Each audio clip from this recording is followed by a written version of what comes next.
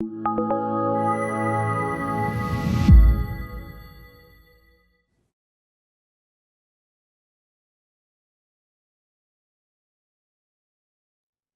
wonderful to see you. It's wonderful to be here. It's wonderful to have this opportunity to talk with an audience that I don't usually get an opportunity to talk with. So I'm genuinely grateful and sincerely humbled to have this conversation. I love how this has been organized and that we have a good bit of time even after I talk with you to or if we talk together to have some extended conversation about some of the ideas that I hope to present over the next 45 minutes or so.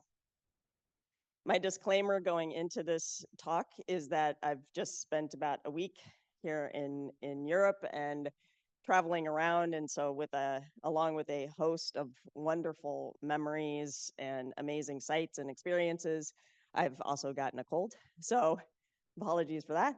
Um, but uh, eh, but nothing would deter me from the conversation we're having today. So again, just so glad to have this opportunity to be with you. I actually really love how looking across the keynotes, looking and thinking about how the content has been organized for you. I sort of love how the lineup is going, in my mind anyway. I think we'll start with something very, very broad, and I will touch on AI a little bit because, I'm a human in the world, and how would you not touch at least something on AI? So I will talk a little bit about AI. I don't pretend to be an expert at all. You have a couple of experts coming up in that area that I think we'll explore that in greater detail, but then you have a really nice bookend at the end, bringing it back sort of to the human-centered element of what we think about in terms of technology in the digital age. And so I love that we get to kick off with something maybe a little broader, and to invite you into a kind of thinking around what benefits students learning as we think about, I think, what are effectively old and new problems. Actually, is in part where I'd like to situate the conversation today. And so I'd always like to start with the title slide. Almost no one does, but I actually put quite a lot of thought into what becomes the opening framing for any sort of conversation. And the background of this slide is actually a representation of chaos theory, just to start on a high note. Something light, of course. But I just don't know. I work primarily in higher education. The American Association of Colleges and Universities is a higher education nonprofit located in Washington, D.C. And in the landscape of, higher ed associations, of which there are many, many in Washington, D.C., along with lots of other nonprofit organizations, um, we stand out a little bit because we are an association that works primarily with undergraduate education, and we work with all sectors of higher education, which in certainly the global landscape, but certainly also in the American landscape, is quite diverse. And so it's a bit unique that we work with all of those sectors, from two-year institutions to trade schools, for example, all the way through large research universities. And our focus is singular in that our mission is a connection with liberal education, which is a philosophy of learning that is committed to providing students with a breadth and depth of experience that is applied and focused on broad and transferable skills. So effectively, the idea that it's a philosophy of learning that includes the liberal arts, but is not exclusive to those. We really think about what those broad and transferable skills look like across all domains of how students learn. And of course, as thinking about you as an audience, of course, we would say, and we'll talk a little bit about those skills in a moment, but we would say that those skills are ones that are built all through life, right? Starting with early on in the educational journey at primary school, all the way through what we term as lifelong learning. So as an association, that's what we focus on. We focus on teaching and learning and curriculum design around what provides students with those kinds of skills, and for our discussion today, experiences. So what are the experiences that actually deepen those skills and help students to connect around those? And we've talked about these things for a very long time. I mean, the notion of a liberal education, which is from the Latin word liber, the word liberal, which is to free. So it is effectively an education to free the mind. Has been around for well over 100 years. So the idea that we think about chaos now, the idea that we think about the ways in which the world has been disrupted and continues to be disrupted, not just in the forms of learning, but also in the world in which students will enter, that things have become increasingly complex in how they apply those skills and the kinds of jobs they seek. And I would certainly argue in the ways in which those are connected to their civic community responsibilities and how those things get deepened. So I think in many ways, starting with even the mission of the association, but certainly the context of chaos, the context in which we feel like there's quite a lot of things outside of our control. These conversations to me are good opportunities to think about, well, what is in our control? How do we understand the context, take it into consideration, but then also apply some of the things that we know still work for student learning? So let me start here. This is one of my favorite quotes, in part because Randy Bass is a good friend of mine at Georgetown University. It's a bit of an oldie but a goodie, but I think it's an apt way to frame a lot of the discussion that we talk about in terms of innovation in education in general, but certainly within higher education. Our understanding of learning has expanded at a rate that has far outpaced our conceptions of teaching. This is a great article. It hits all the sweet spots of scholarship. It's provocative and it's short. So if you are interested, this is actually the first line of that article, and I promise the rest of it's quite good. But what I love that Randy has done here in one sentence is help to neatly frame the idea in which we put structures. I'm a sociologist by training, so I would often argue those are socially constructed structures. That we put structures around us that inhibit us from doing the things that we want to do or that we know work best. And in many ways, I feel like the ways in which we think about the influence of technology, the ways in which we think about how technology is influencing the learning process is very much a confrontation of those structures. And I hope to kind of tease some of that out in our conversation this morning of what those structures are actually that we're bumping up against every time we kind of introduce a technological solution to that. But I always like putting this in the room early on, so you can just sort of let it sit there, and you can think and reflect upon the ways in which you yourself might be confronting those structures, have contributed to those structures, or might be wishing those structures would go away. But well, we do know a thing or two about what works. So I wanted to start with this question and invite you, get us going early. I was warned by Ellen over here at Penn State that many of you might have just been arriving, that many of you might have just come in like recently. Okay. Which is good news for me, because my talks are usually better with alcohol or jet lag. So I'll take the jet lag at this point. But anyway, to at least wake you up a little bit, let's start with this question. It's a deceptively simple question. Actually applies to any phase of the educational journey. But I'm curious, you all representing institutions that you represent, perspective that you have, even your own educational journey, how do you think students should be different by the end, by the time they matriculate, one way or another, to the time they graduate and move on? That could look a number of different ways. But by the time, if you had to answer this question, what are some of the things that come to mind? Students should be better at what? Yes, please. Being more curious. Fantastic. Great. Okay. Yeah. Learn new skills. Okay. Any specific ones? Critical thinking. Okay. Okay. I heard another comment or. Oh, this notion of well-rounded.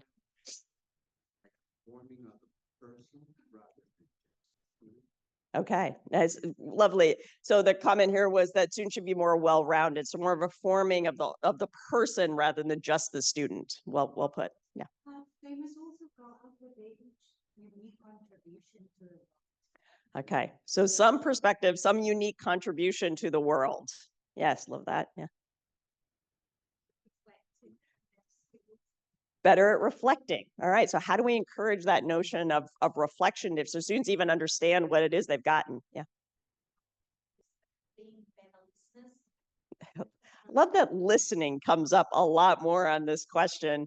And then I think it used to, but yes, the idea that we allow students or enable students to be good critical listeners. Yeah, I love that. Yes, thank you. Yes, back here. Yeah, more motivated for lifelong learning. Yeah, which in some ways can connect to the curiosity piece, but it can also beyond that too. Yeah, love that. Yeah. Connecting with others, right? A sense of actually finding community. Yeah. Nice. Terrific. So the comment here was confident in communicating what they've learned outside of exams. Yeah. Yes, please.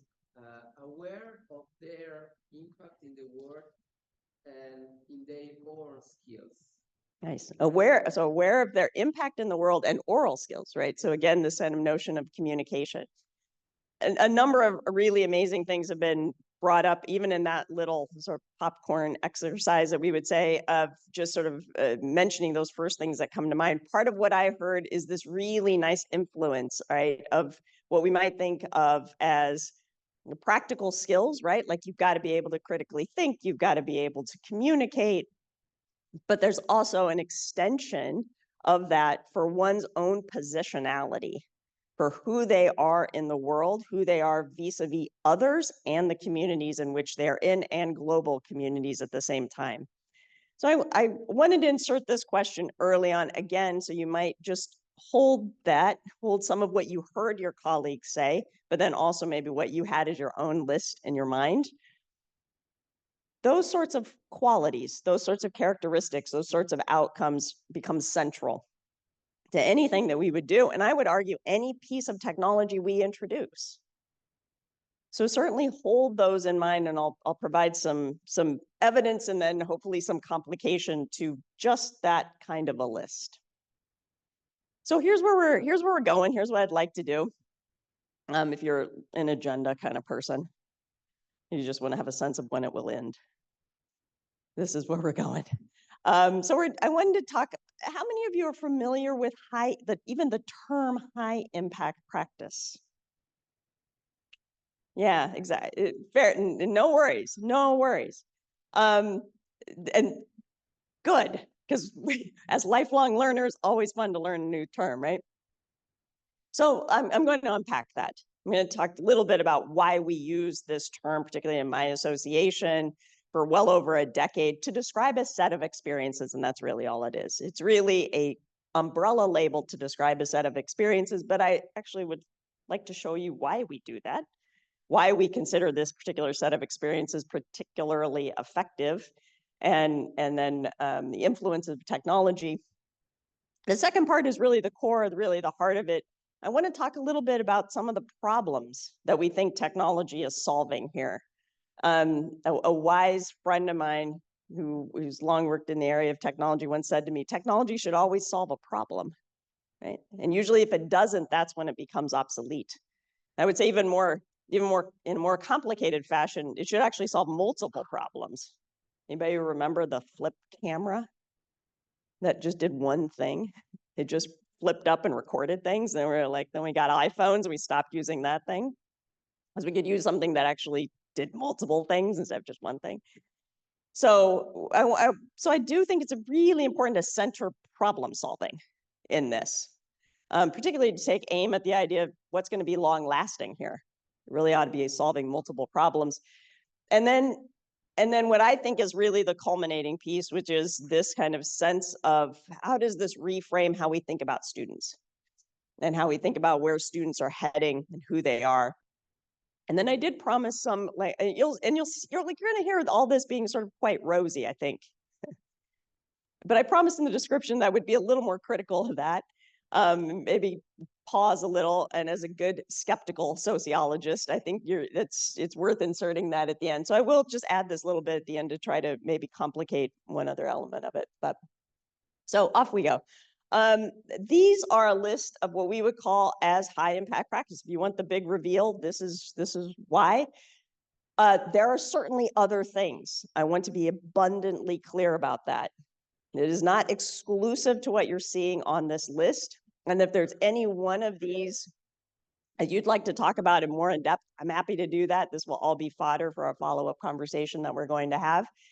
But in many ways, these are, I think, are transcendent out, certainly centered within higher education. I work for a higher ed nonprofit. But I think there are elements of these that could transcend any part of the educational journey. But here's why we focus on these 11. Because we have decades of research. The reason we've identified these is they tend to be the most pervasive. We tend to find them the most often on college campuses, for example. And they have the most research behind them. So we just know a good deal about their efficacy. And I'm going to sum all that up in just a few slides, really, but don't take my word for it. You can Google it, or I can pass you quite a lot of resources to really help provide the background of why we think these are so effective, why the evidence would point to that. But the efficacy actually spans, it's not just about grades, it's not just about retention, it's not just about graduation rates, though we do know that these affect those things, but there's also a wide range of outcomes that are actually affected by these kinds of high impact experiences. Sometimes in different ways, to varying degrees of efficacy, but also across what you should know are a very wide range of outcomes, including the inter or intrapersonal ones that we were just sort of chatting about, the popcorn. So I will show you this in a moment. We also know that there are cumulative effects. This comes from a little bit of research that I've done that was followed up by more recent research, but we do know that, for example, they are stackable. So the idea that students have encountered multiple of these experiences actually has a kind of exponential or multiplicative effect. So it's not just sort of a diminishing returns. There is actually a kind of really, it'll blow your mind, kind of lovely linearity to the effectiveness of these practices. And we also know a little bit, and I'll show you this in a moment, we also know the ones that tend to be community-based, to the ideas in which you were saying students should connect with their community, have a sense of their community. We also know that students, when they are engaged in their communities, and when these experiences can be connected to a community-based experience, that too has a stronger effect for them. And again, this is all more fodder for what we can have, a conversation we can have as a follow-up. Won't get all the specifics of it, but it did, again, want to make sure you had a sense of what the efficacy was. This is from our recent, AAC&U has done quite a lot of work with employers. And one of the things that we want to take aim at is, are we talking to ourselves?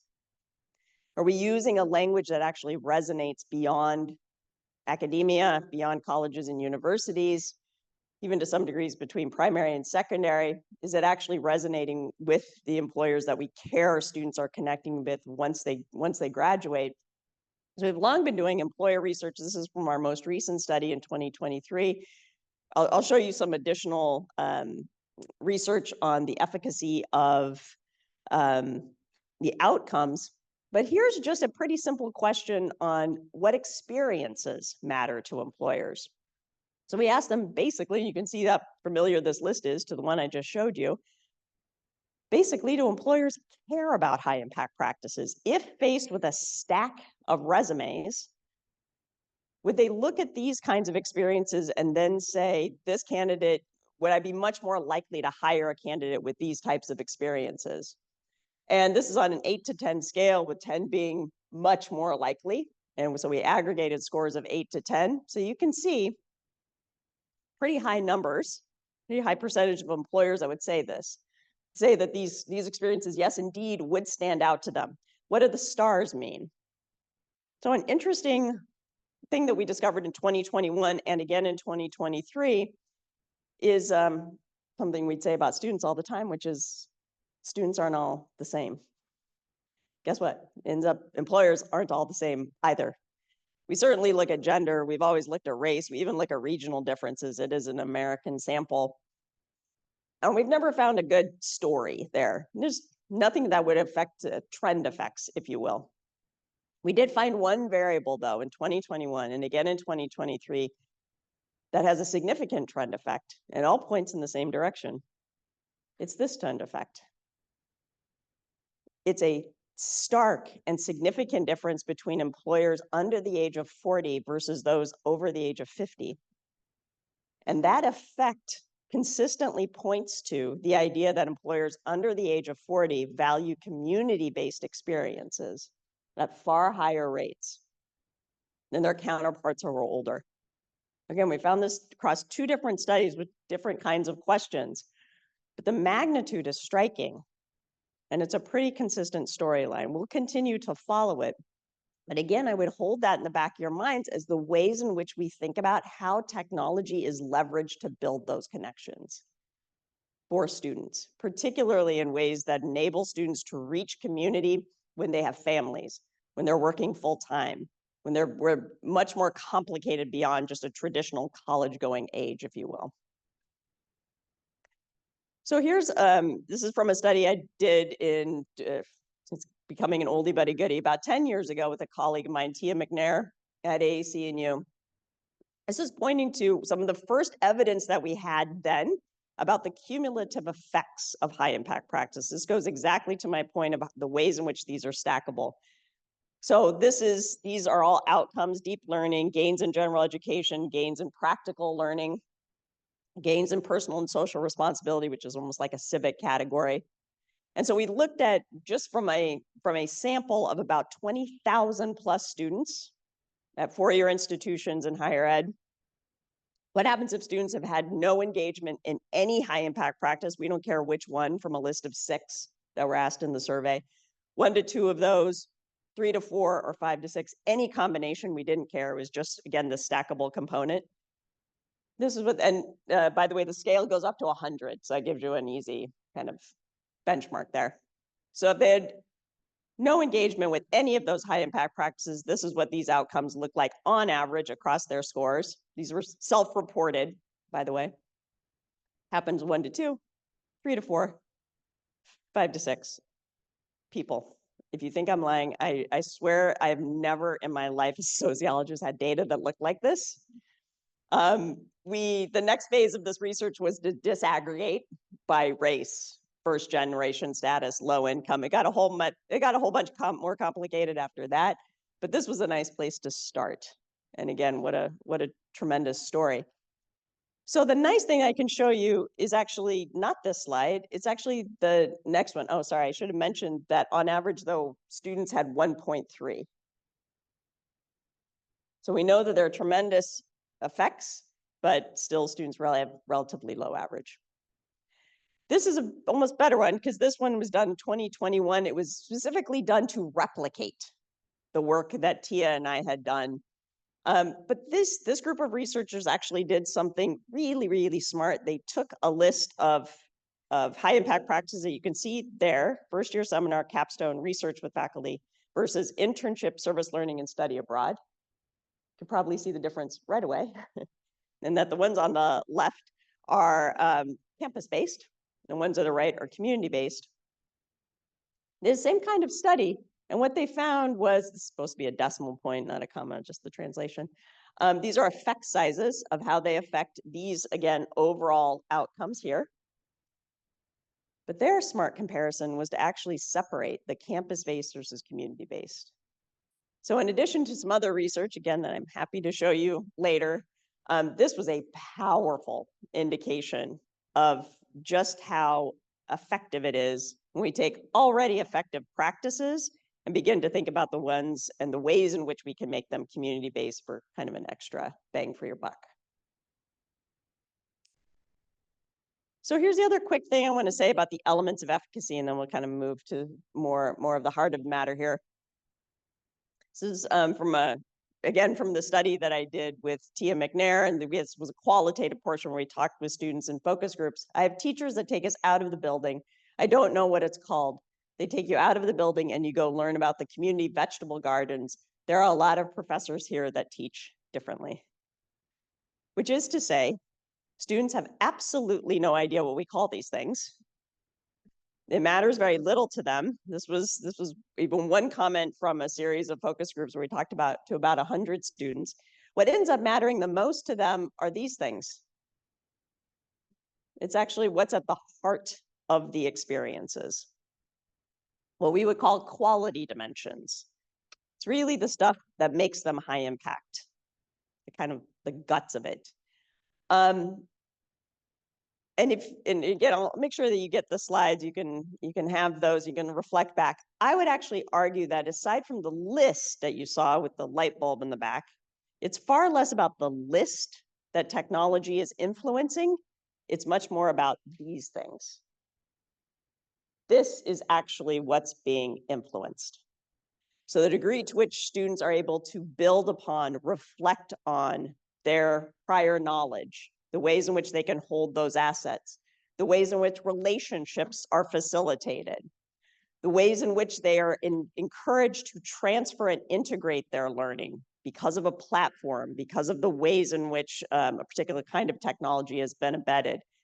Connections to real world problems, right? The ability to skew boundaries, to bring the world into the classroom, right? Becomes more connected. Opportunities for offering feedback in real time, right? The quickness, the efficiency with which that can happen now. And then additional fostering that, just that focus on just fostering reflection on how they've built their own skills. This to me is the important piece. And as we talk about actual connections with technology, I would invite you to hold these things in mind rather than the list of how and why we might think about the ways in which technology is really going to influence and deepen the ways in which students can engage. And if it happens, and if we begin to really gather the research on how it happens, it will be because it has affected these things. Say it again. Yes, absolutely, metacognition skills. The question is, yeah, these are like metacognition skills. Absolutely, yes. Right, just a simple idea that these are the ways in which we invite students to think about their thinking. That is metacognition, yeah. So hold these in mind. All right, so the notion of wicked problems. How people heard about wicked problems? What are wicked problems? Okay, good. I wondered, there's probably be an audience where that's come out before. Wicked problems are a thing, a very special thing. And we'll talk about some of that, but dubbed in 1973, I teach about the original article by Riddle and Weber. So they really, and in a nutshell, for those of you who haven't heard about wicked problems, it's really the notion of a problem that can't be solved effectively. It's so complex, it's so nuanced, it's so ephemeral that it doesn't actually have a solution. That the solutions are malleable, they're at a point in time, they are affected by context, a whole bunch of things, but they are effectively unsolvable. They're just made good or better rather than bad or worse, but not solved. And many of these things actually pertain to learning. So let me invite you into the conversation here again, because I'm curious, before I head into what I think are some problems with regard to learning that might be solved by technology, I'm curious what you think might be some problems solved by technology. So what problems of learning are solved by technology? Yes, please. Storage of information and retrieval of information. Fantastic. Storage of information. And what was the last part? Transformation of information. We had to get the word transformation in there. Yes, yes. Okay. Yes, so the storage, retrieval, and transformation of information, right? And I've long said that the challenge in higher education is not content delivery, it is content parsing, right? There's just so much information out there. How do we help students hold that? Okay, wait, yes, please. Scalability of what? Yeah, lovely. Yeah, how do we effectively reach more students? How do we effectively scale at higher levels of quality? I was wondering what the unit of analysis was of the scale, but you're talking about people. You're effectively talking about people. Yeah, for sure. Great. The synchronous versus asynchronous component. Terrific, terrific. Yeah, so a comment about the synchronous component versus asynchronous. How do we meet students where they are when we know students can't always be in the classroom? How do we still get them information, find other times? Yeah. Wonderful, wonderful. Yeah, yeah. What I heard in your comment too was just the tracking of information. How do we have better sense of what students are doing, how they're doing it? How do we measure things? Yeah.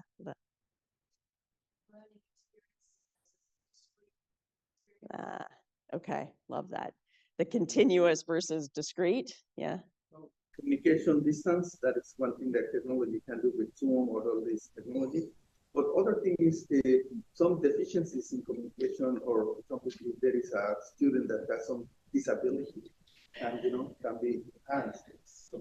Yeah, so a lovely point about continuous education and the reach of education, but also the reach of education to be more inclusive for students who might have accessibility challenges or issues. Yes, love that. There was a comment back here. Yeah.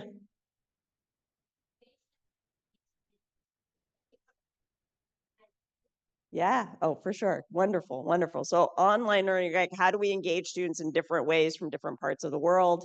Yes, please. Okay. So how do we build that sense of community for students? Lovely. Yeah, back here.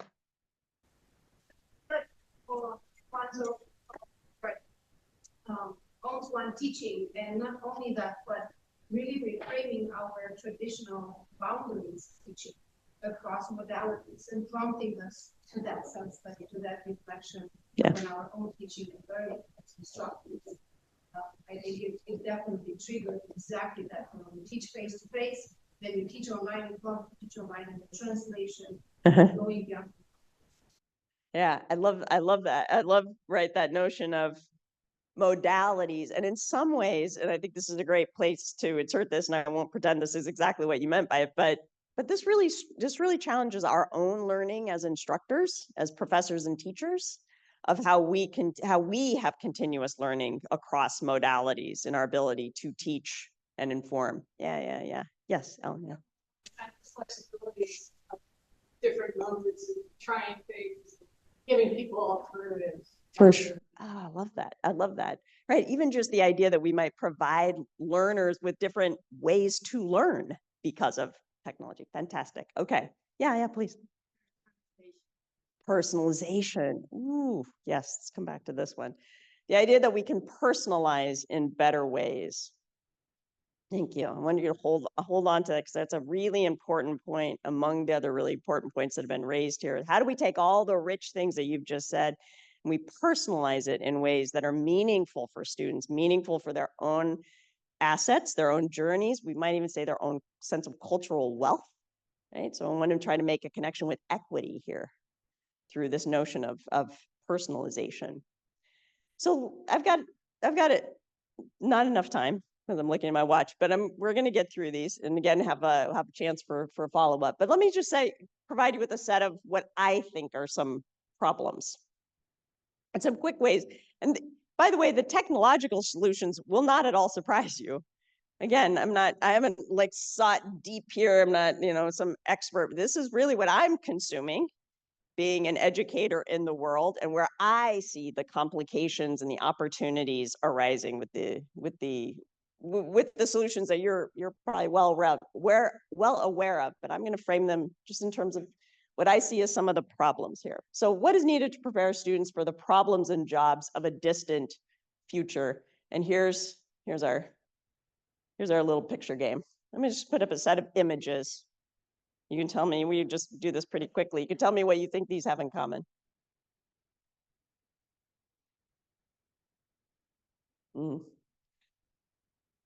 There aren't any sea people or biologists or,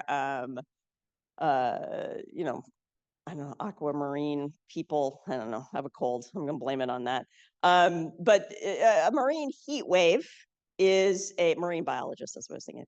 A marine heat wave is an abnormal rise in water temperature relative to air temperature. That is a marine heat wave. Just level set there. What do these have in common? Just do very quick. Just shout it out. And do shout. Disruptors. There's no right or wrong answer. I've heard wicked though. Now this is wicked problems. Nicely done. It is wicked problems. Yes. Unexpected. Okay. Okay. Say again. Sorry. Swarms. Storms and ecology. Yeah. They all sort of. Okay. They all sort of affect the environment. Is that too specific? Okay. Yeah. Okay. Is this a scale question, like who it's affecting?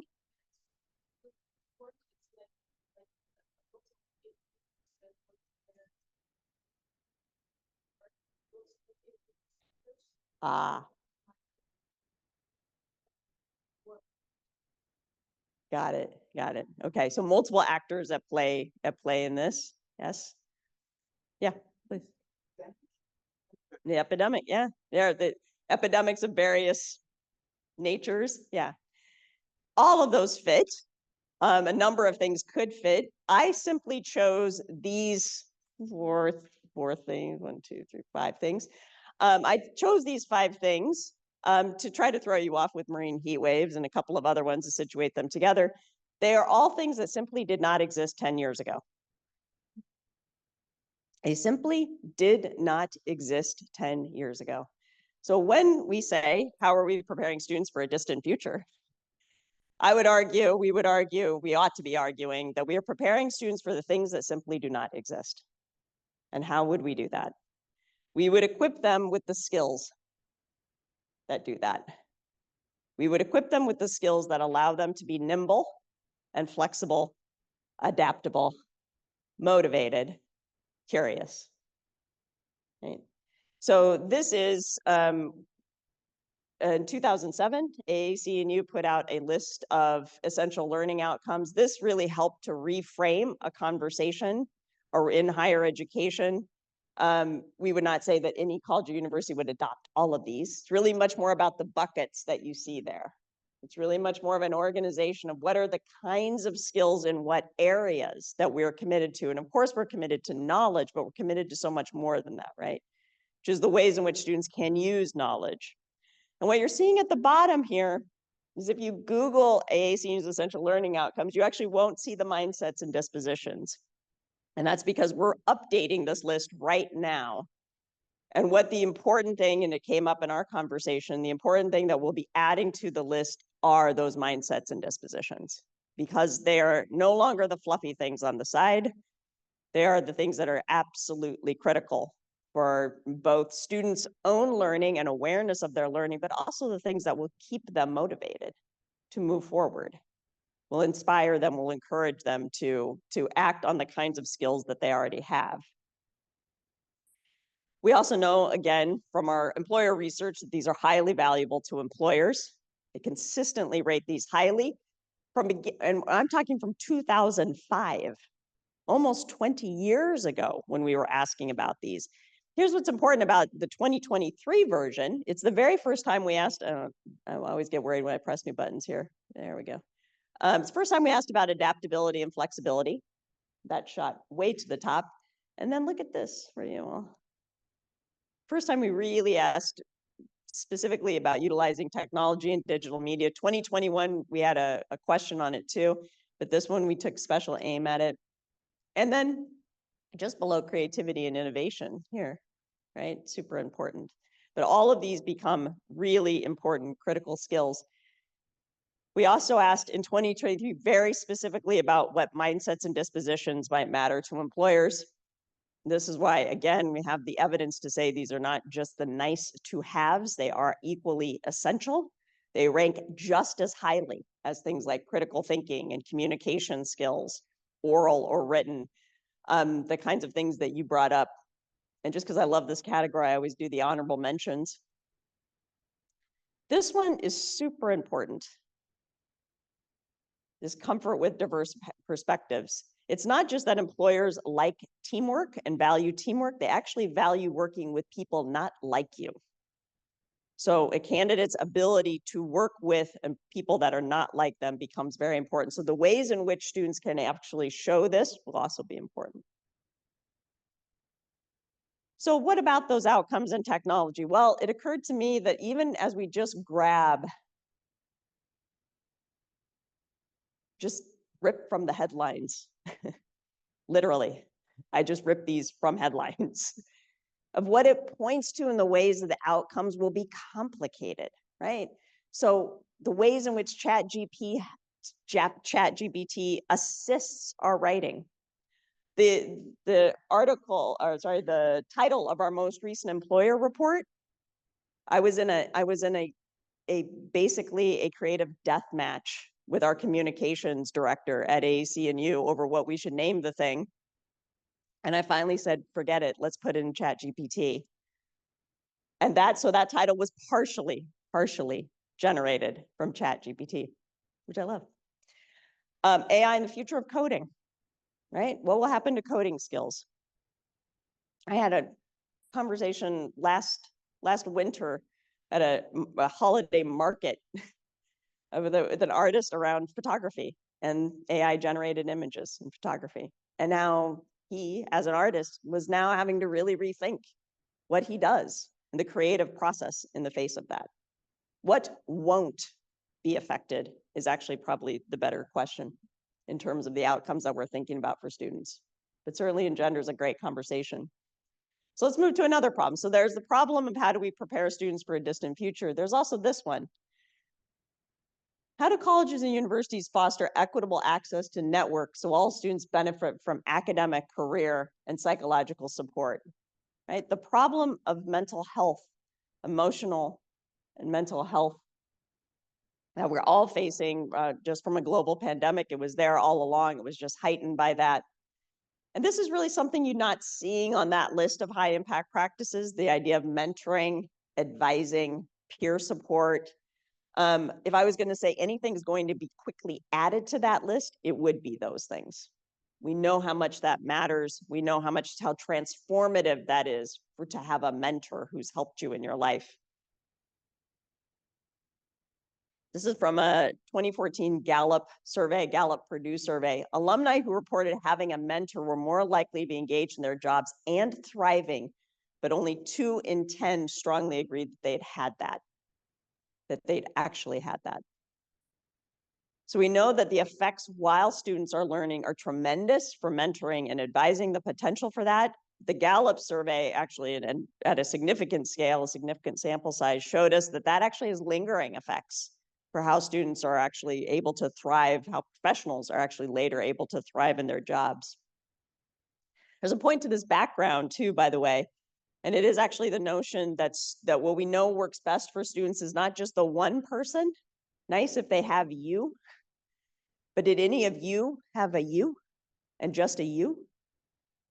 Right? So the idea that we're actually reflecting on the degree to which students would have a network of mentors, provide them the ability to not just encounter a peer mentor, but a career mentor, an academic support person. We can think of a range of these, but this is a fantastic book. I love this book, this Relationship-Rich Education, How Human Connections Drive Success in College by Peter Felton and Leo Lambert. Really came up with this term, a constellation of mentors, that we should be much more intentional about how we're helping students to build those networks. And I would argue, right, that something that we're seeing and some benefit of high impact practices in a digital age is precisely how we will do this.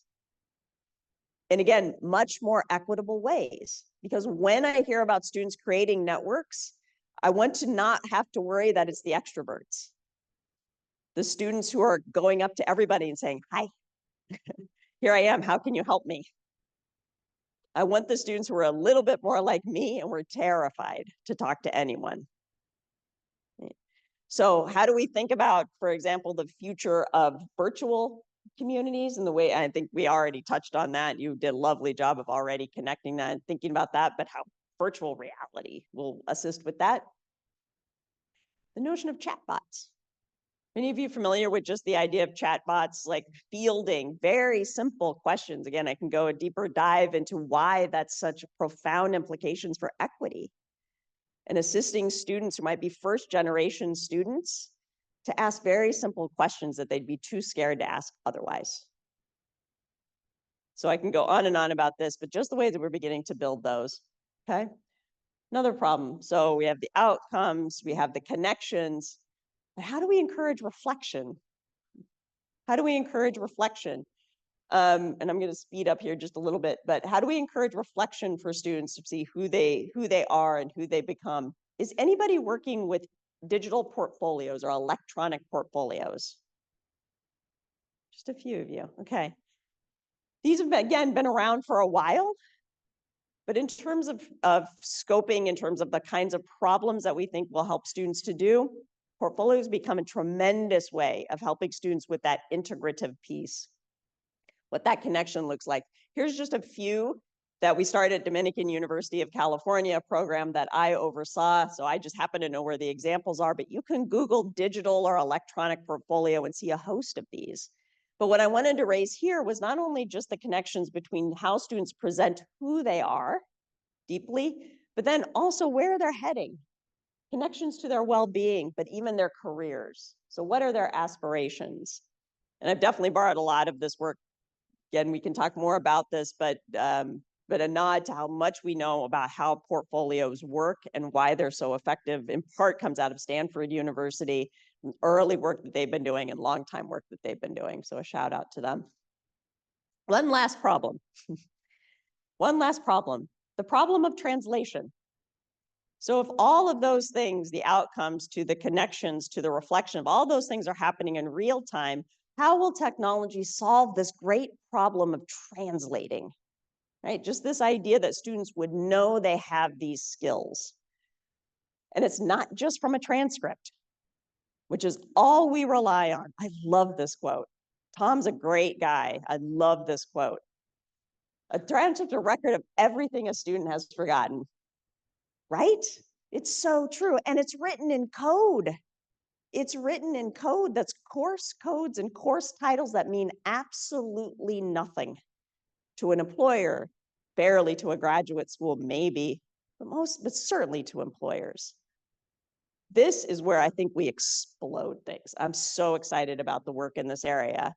I'm going to go through this pretty quickly, but just this idea of micro-credentials, right? Just this idea of the ways in which we help students bundle learning in different ways is going to be tremendous. We know from our recent employer study that this train has already left the station.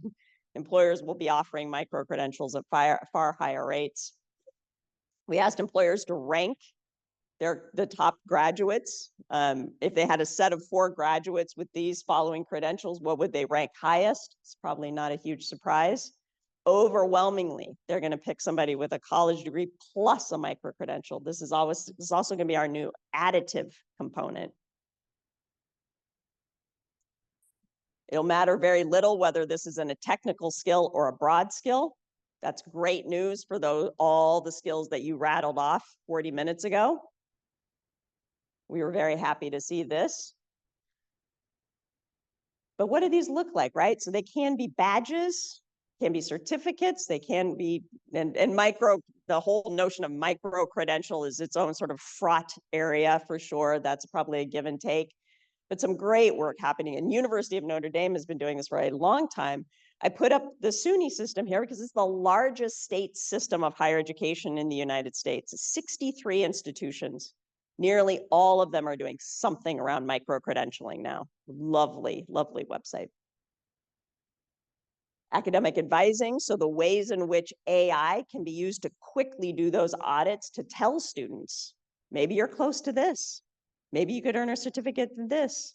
How will we help them bundle quicker and more efficiently? Maybe see opportunities they wouldn't see. Does anybody know about learner employment records? Yeah. So again, something else we can talk about in the follow-up, but basically this is the idea of the transportable wallet. This will explode the notion of the transcript. Doesn't mean transcripts are fully going away, but it can explode that notion of what students can carry with them and what they would own themselves. It's that there's like many networks, like they don't all translate and to the same system, like transcripts do. Like Exactly. more standardized, but they get like different credentials here, there. Like, are the ones in LinkedIn the ones that are needed, or the ones over there? Exactly, exactly. So there are multiple, the questionnaires are, the problem is there's multiple systems. And so we can have a follow-up conversation about this. There is a way of standardizing. There is a company, it's actually one ed tech that standardizes that. So we can have more of a conversation about that, but really the idea of ownership and transportability are what's at play here. All right, I'm just gonna say this very quickly because Theo's standing up. So storytelling, a few quick things. So storytelling is what's changing here in terms of how students will, what we think about the difference between the student-centered nature of what we're doing. How will students tell their own story? It's going to be pivotal. The ways in which they can visualize their learning from a set of courses, from a set of experiences, I think will become more clear. And the notion of equity. And why am I using shoes here? Because at its heart, equity is a pair of shoes that fits. It's not just that everybody has shoes, it's that you have shoes that fit you. This gets back to the notion of personalization. How will we utilize technology to personalize, to draw out what students' strengths and assets are, to make them a unique learner in each and every space that they are in? Technology is itself a wicked problem for exactly these characteristics and issues. If I was going to say anything about where that wickedness comes from and where the problem of it is, I told you there would be a little piece of that caution that I bring in here. It would probably be around these three things. In part, will we decenter faculty in this? That's a hazard in my mind, a deep hazard, and it will be an inclination. So I would tag that. I would tag the ways in which we think about success that got raised. How will we readjust those metrics but still assess in meaningful ways? And how will we continue to center civic responsibility and community responsibility in all of this? And with that, I will leave you with this final quote to get us back to the chaos notion. Invention, it must be humbly admitted, does not consist in creating out of the void, but out of chaos. I do hope for us invention, and I hope us to hold the chaos a little bit at the same time. Thank you. It's such a pleasure to be with you.